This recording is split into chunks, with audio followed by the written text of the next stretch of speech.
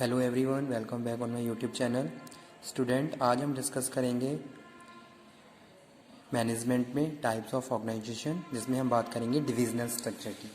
तो आज के लेक्चर में हम डिस्कस करेंगे डिविजनल स्ट्रक्चर क्या होता है। इससे पहले हमने डिस्कस किया था अबाउट द फंक्शनल स्ट्रक्चर, जिसमें हमने फंक्शनल स्ट्रक्चर, उसका फिगर, उसके फीचर्स, एडवांटेजेस और डिसएडवांटेजेस डिस्कस किए थे। ठीक है, तो स्टार्ट करते हैं।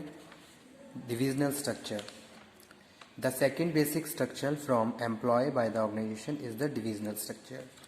While the growth through the expansion of same line of the business force, a small organization is to organize on functional basis. ठीक है, जैसे कि सबसे पहले स्टार्टिंग कर लेते हैं इसके स्ट्रक्चर से कि भी इसका स्ट्रक्चर है क्या।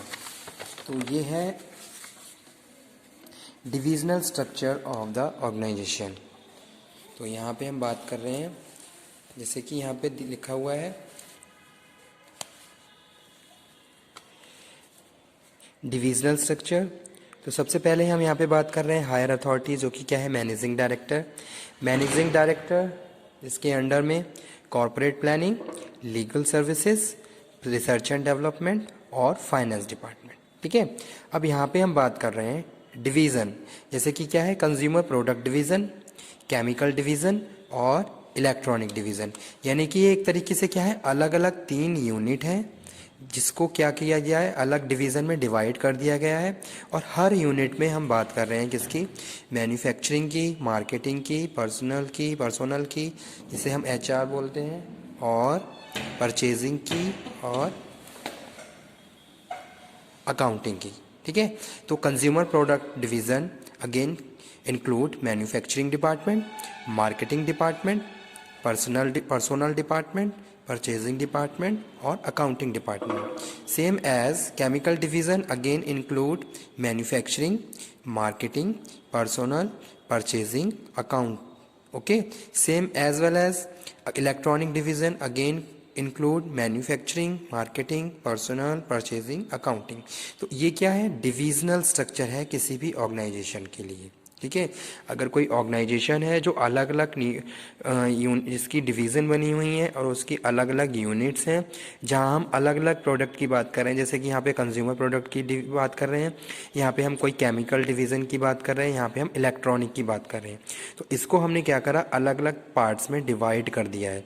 जैसे कि जो मैनेजिंग डायरेक्टर है वो कंसर्न है किसके लिए, एक तो इन कंज्यूमर प्रोडक्ट डिवीज़न के लिए, ओके, जहां वो कॉरपोरेट प्लानिंग कर रहा है managing director, legal services provide करवा रहा है, रिसर्च एंड डेवलपमेंट का काम कर रहा है और फाइनेंस का काम कर रहा है। और उसने क्या करा उस कंज्यूमर प्रोडक्ट डिवीज़न को कैटेगराइज कर दिया है, डिवाइड कर दिया है। जैसे कि जो मेन फंक्शंस होते हैं, जो मेन डिपार्टमेंट्स होते हैं, जैसे कि मैन्युफैक्चरिंग डिपार्टमेंट है कंज्यूमर प्रोडक्ट का, ठीक है, जहां प्रोडक्शन हो रहा है, उसकी मार्केटिंग डिपार्टमेंट, उसका HR, ठीक है, ह्यूमन रिसोर्स यानी कि पर्सनल डिपार्टमेंट, परचेजिंग डिपार्टमेंट, ठीक है, और उसके बाद अकाउंटिंग डिपार्टमेंट।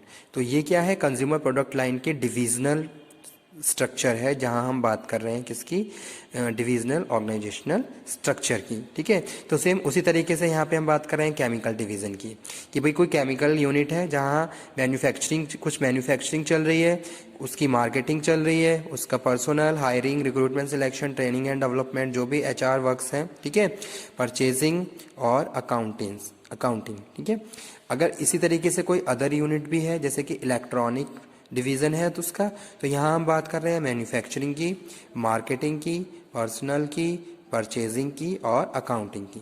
तो स्टूडेंट ये क्या है डिविजनल ऑर्गेनाइजेशन स्ट्रक्चर है जो ऑर्गेनाइजेशन में फॉलो किया जाता है। अगर वो ऑर्गेनाइजेशन जैसे कोई भी इंडस्ट्री है, ठीक है, और वो अलग अलग यूनिट में क्या है कुछ ना कुछ कोई ना कोई प्रोडक्शन काम कर रहा है, जैसे सपोज कोई भी एक मैनेजिंग डायरेक्टर है, वो क्या कर रहा है अलग अलग यूनिट को प्रोसीड कर रहा है एक तरीके से।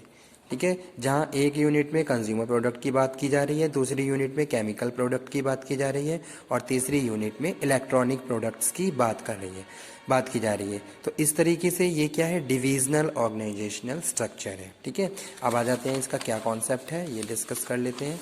जैसे कि अभी मैंने बताया आपको कि the second basic structure form employ by the organisation is the divisional structure while growth through expansion, यानी कि आपने क्या कर दिया, एक्सपेंड कर लिया। यानी कि कोई भी एक कंपनी है, उन्होंने क्या करा, अपनी कंपनी को एक्सपेंड कर लिया, उन्होंने अलग अलग प्रोडक्ट लाइन बना ली, जहाँ एक कंज्यूमर प्रोडक्ट की बात कर रहे हैं, इलेक्ट्रॉनिक्स की बात कर रहे हैं, अदर किसी से केमिकल की बात करी तो केमिकल की बात कर रहे हैं। Through expansion of same line of the business for small organisation to organise on functional basis. Growth through geographic and product diversification necessitates the adoption of divisional structure. In India, many companies have diversified into unrelated business. ठीक है, जैसे कि ये क्या है, सब unrelated business है, आपस में किसी का कोई भी एक तरीके से कोई भी कनेक्शन नहीं है। जैसे सपोज यहाँ पे हम बात कर रहे हैं कंज्यूमर प्रोडक्ट की, केमिकल की और इलेक्ट्रॉनिक्स की, तो आपस में क्या है, ये आपस में क्या है, अनरिलेटेड बिजनेस है, जो एक एक कंपनी द्वारा अलग अलग यूनिट वाइज प्रोड्यूस की जा रही है, तो वो यहाँ पे हम बात कर रहे हैं। ठीक है,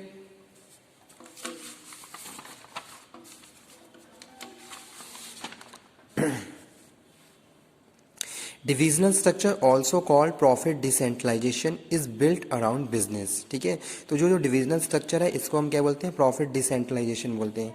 जैसे कि यहाँ पे हम बात कर रहे हैं, जो भी एक तरीके से जो अथॉरिटी है, मैनेजिंग डायरेक्टर, जो कंसर्न है कंज्यूमर प्रोडक्ट लाइन में, अब इन्होंने क्या करा, जो एक तरीके से डिसेंट्रलाइज कर दी यहाँ पे अथॉरिटी और रिस्पॉन्सिबिलिटी।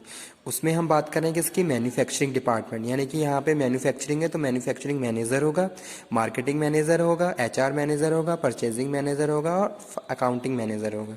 तो इस तरीके से ये क्या है, एक तरीके से डिसेंट्रलाइज है, इसको हम डिसेंट्रलाइजेशन स्ट्रक्चर भी बोलते हैं। ठीक है, तो वो चीज़ यहाँ पे प्रॉपर्ली मेंशन की गई है। Divisional structure also called profit decentralisation is built around business with in this form organization is divided into the several fair autonomous unit। ठीक है, एक तरीके से ऑर्गेनाइजेशन क्या हो गई, अलग अलग डिवाइड हो गई। जैसे कि मैनेजिंग डायरेक्टर है, वो क्या क्या कर रहा है, वो कॉर्पोरेट प्लानिंग कर रहा है, लीगल सर्विसेज प्रोवाइड करवा रहा है, रिसर्च एंड डेवलपमेंट में काम कर रहा है और फाइनेंशियल एक्टिविटीज़ को प्रोसीड कर रहा है। ठीक है, अब इसने क्या करा, इनके साथ साथ जो इनकी अलग अलग यूनिट हैं उसको डिवाइड कर रखा है, कंज्यूमर प्रोडक्ट यूनिट को अलग, केमिकल डिवीजन को अलग, इलेक्ट्रॉनिक डिवीजन को अलग। तो वही चीज़ यहाँ पे लिखी गई है, in this the form organisation is divided into several fair autonomous unit. ठीक है, जो अलग अलग डिपार्टमेंट्स में क्या है, फिर फर्दर डिवाइडेड है। जैसे कि कोई भी कंज्यूमर प्रोडक्ट की बात करें तो मैन्युफैक्चरिंग डिपार्टमेंट अलग है, मार्केटिंग अलग है, पर्सनल अलग है, परचेजिंग अलग है और अकाउंटिंग अलग है। ठीक है, तो ये क्या है, डिविजनल ऑर्गेनाइजेशनल स्ट्रक्चर। अब बात कर लेते हैं इसके एडवांटेजेस और डिसएडवांटेजेस की। तो क्या एडवांटेजेस होते हैं, क्या डिसएडवांटेजेस होते हैं, तो यहाँ पे हम बात करें advantages of divisional organisation structure. First one is divisional structure emphasize on the end result, that means on product और customer through which revenue is generated in the organisation. ठीक है, तो जो डिविजनल स्ट्रक्चर होते हैं यहाँ पे हम एंड रिजल्ट की बात कर रहे हैं। जैसे कि सपोज कंज्यूमर प्रोडक्ट यूनिट है, उनका जो फाइनल जो एंड रिजल्ट है वो क्या है, कस्टमर की जो भी नीड एंड वांट है, जो भी उनके हिसाब से हमें प्रोडक्ट प्रोवाइड करवाना। ठीक है, तो वो चीज़ यहाँ पे हम बात कर रहे हैं, divisional structure emphasise on the end result that is on product, यानी कि फाइनली बाद में हम कोई प्रोडक्ट बना रहे हैं कस्टमर्स के लिए, और कस्टमर थ्रू विच रिवेन्यू, और जिसके थ्रू हम रिवेन्यू को जनरेट कर रहे हैं ऑर्गेनाइजेशन में। ठीक है, जैसे कि इलेक्ट्रॉनिक यूनिट की मैंने यहाँ पे बात करी थी, तो इलेक्ट्रॉनिक गुड्स आप बना रहे हो और उनके थ्रू आप क्या कर रहे हो, जो फाइनल रिजल्ट है वो क्या है, प्रोडक्ट है, और प्रोडक्ट के थ्रू आप रिवेन्यू को जनरेट कर रहे हो। तो ये क्या है, एडवांटेज है डिविजनल स्ट्रक्चर का। सेकंड हम बात कर रहे हैं, since a division focus its attention on a particular product और service, its performance measurement is easier as the performance can be measured in the light of the contribution made by the division। ठीक है, यानी कि जो division है अलग अलग, जैसे कि एक मैन्युफैक्चरिंग डिपार्टमेंट अलग अपनी फंक्शंस को परफॉर्म कर रहा है, एचआर अलग कर रहा है, परचेज अलग कर रहा है, फाइनेंस अलग कर रहा है, जैसे कि यहाँ पे दिखाया गया है। तो सबका कंट्रीब्यूशन है, फाइनली जो चीज़ प्रोड्यूस हो रही है वो क्या, प्रोडक्ट है, प्रोडक्ट के लिए सब लोग काम कर रहे हैं। ठीक है, तो वो क्या है, since a division focus its attention on a particular product और service, its performance measurement is easier as the performance can be measured in the light of contribution made by the division. Next one है there is a high level of managerial motivation, जैसे कि यहाँ पे हम बात कर रहे हैं अलग अलग सब डिपार्टमेंट्स हैं जहाँ अलग अलग मैनेजर्स काम कर रहे हैं, तो that's why we are saying there is a higher level of motivation, managerial motivation, because manager work in environment of autonomy. ठीक है, जैसे कि ये दिखाया गया है यहाँ पे। नेक्स्ट एडवांटेज है through divisional structure more manager with journal outlook can be develop who can easily take up the job at the corporate level, जैसे कि यहाँ पे दिखाया गया है इस ऑर्गेनाइजेशनल स्ट्रक्चर में। So there is no problem of managerial succession. Okay, जैसे कि मैन्युफैक्चरिंग डिपार्टमेंट है, जो मैन्युफैक्चरिंग मैनेजर है या प्रोडक्शन मैनेजर है, वो क्या कर रहा है, अपने हैंड पे डिसीजन मेकिंग कर रहा है, प्लानिंग कर रहा है, तो इस तरीके से आपस में कॉन्फ्लिक्ट के चांसेस नहीं है, तो वो चीज़ यहाँ पे दिखाई गई है। Organisational size can be increase without any problem, जैसे कि यहाँ पे दिखाया गया है managing director concern with corporate levels, legal services, research and development and financial department, and these concerned department also related to consumer product division. Okay, तो यहाँ पे हम बात कर रहे हैं मैन्युफैक्चरिंग डिपार्टमेंट की, marketing, personal, purchasing and accounting. Same as well as we are discussing about the chemical division and the electronic division, which these departments are concerned with manufacturing department, marketing department, personnel department, purchasing department and accounting department.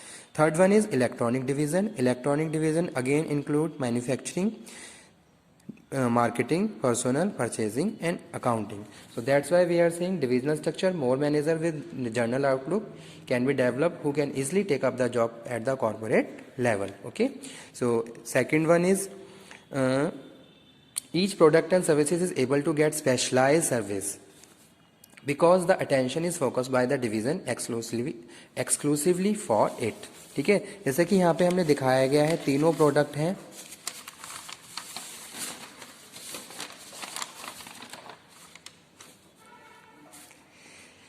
Here we are talking about the consumer product, chemical division और electronic division. ठीक है, तो यहाँ पे एक तरीके से क्या है, these units leads to specialisation. यहाँ पे हम कंज्यूमर प्रोडक्ट प्रोड्यूस कर रहे हैं, यहाँ पे हम किसी केमिकल प्रोडक्ट की बात कर रहे हैं और यहाँ पे हम किसी इलेक्ट्रॉनिक गुड्स की बात कर रहे हैं, जहां हमने इनको अलग अलग सब डिपार्टमेंट में इंक्लूड किया हुआ है। ठीक है, जैसे अगर कोई भी कंज्यूमर प्रोडक्ट हम प्रोड्यूस कर रहे हैं तो वहाँ पे जो लीड रोल प्ले किए जा रहे हैं वो जो सब डिपार्टमेंट है वो है manufacturing department, marketing department, personnel department, purchasing department और अकाउंटिंग डिपार्टमेंट। ठीक है, तो इस तरीके से क्या है, स्पेशलाइजेशन हो रहा है, डिवीजन ऑफ वर्क हो रहा है और जो मैनेजरियल अथॉरिटी है, जो मैनेजरियल फंक्शंस है वो अलग अलग डिपार्टमेंट लेवल्स पे परफॉर्म किए जा रहे हैं। ठीक है, तो यही स्टूडेंट आज के लेक्चर में हम डिस्कस कर रहे थे डिविजनल ऑर्गेनाइजेशनल स्ट्रक्चर, जिसमें हमने डिस्कस किया about the concept of divisional organisation structure, advantages और disadvantages. Okay, thank you very much.